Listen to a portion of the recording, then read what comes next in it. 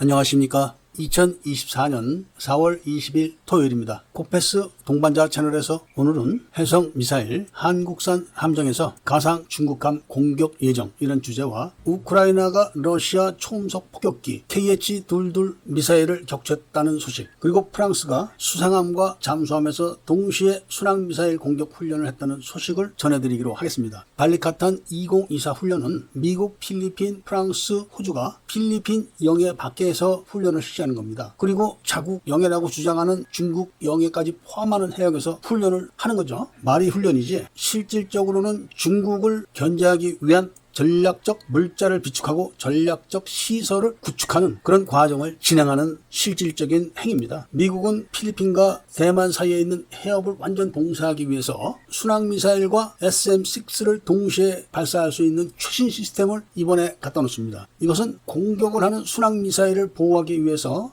방공 미사일인 SM-6까지 갖춰진 그런 최신 시스템을 구축을 해놓은 겁니다. 그러면서 그 밑에 남중국해 쪽으로 내려가서 중국이 여기는 우리 영해야 이렇게 선포한 해역까지 포함한 데서 훈련을 하면서 필리핀이 폐함을 갖다 놓고 중국 군함이다 이렇게 가상을 해놓고 그거를 한국서 도입한 한국산 호위함, 그 호위함으로 한국서 도입한 한국 해성미사일로 한 발로 격파하는 훈련을 공개적으로 한다는 겁니다. 중국은 이런 거를 정찰하기 위해서 미국 기술을 훔쳐서 만든 무인 정찰기를 띄운다 어쩐다 폼을 잡지만 중국이 할 수 있는 일은 아무것도 없습니다. 한국도 이번 훈련에 참관국으로 참관을 하는데 한국산 대한미사일 한 발로 가상 중국함이 격파되는 것을 외국 참관단과 외국 훈련 해군 함정들과 같이 보는 거죠. 물론 해성 대한미사일은 초기 대한미사일 버전입니다. 필리핀 같은 나라의 해군들은 이런 대한미사일을 보유하는 것만으로도 다행이겠지만 우리나라만 해도 이미 사거리 500km대의 초음속 대한미사일을 보유하는 국가군에 속했습니다. 미국 같은 나라는 사거리 1000km대의 초음속 또는 극초음속 미사일을 보유한 나라입니다. 그렇지만 필리핀은 이번에 처음으로 최신형 호위함을 한국으로부터 도입했고 그리고 무장도 한국산으로 지금 채우고 있습니다. 그런데 이런 훈련을 하는 와중에 인도가 인도에서부터 수송기에다가 브라모스 초음속 지대함 미사일을 탑재해서 수빅공항으로 가지고 온답니다. 이렇게 되면은 해상에는 한국산 호위함에다가 대함 미사일이 버티고 있고 지상에는 지대함 초음속 대함 미사일이 지원하는 형국이 되는 겁니다. 그리고 조만간에 일본 자위대가 순환 배치 형식으로 주둔을 할 거라는 이야기가 나돌고 있기 때문에 중국의 입장은 매우 위축될 거라는 예측을 하고 있습니다. 아무쪼록 이번 훈련에서 한국산 해성 대한미사일 한 방으로 가상 중국 함정이 박살나서 격침되기를 바랍니다. 다음은 우크라이나가 러시아가 자랑하는 초음속 폭격기 Tu-22 백파이어 한 대를 격추했다는 소식입니다. 그동안 러시아는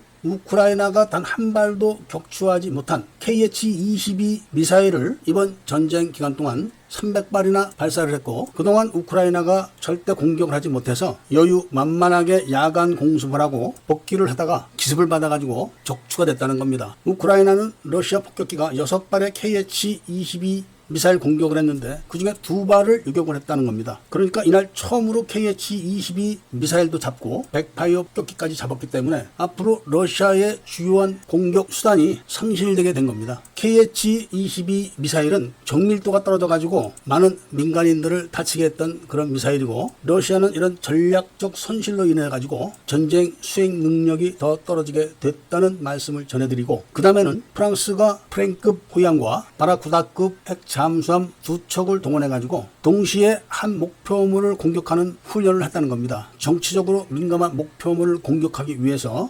호위함에서는 사거리 1400km 그리고 잠수함에서는 사거리 1000km의 순항미사일을 발사해서 동시에 한 목표물을 타격하는 훈련을 성공적으로 끝냈다. 이런 소식이죠. 우리나라도 수상함 세력과 수중 세력 그리고 공중 세력이 동시에 한 목표물을 공격하는 그런 훈련을 했었으면 좋겠다는 말씀을 드리면서 오늘 이야기를 마치고자 합니다. 애국 시민분들과 밀매분들께서는 구독을 꼭 해주시고 좋아요와 알림 설정을 부탁드리면서 이야기를 들어주신 데 대해서 감사드립니다.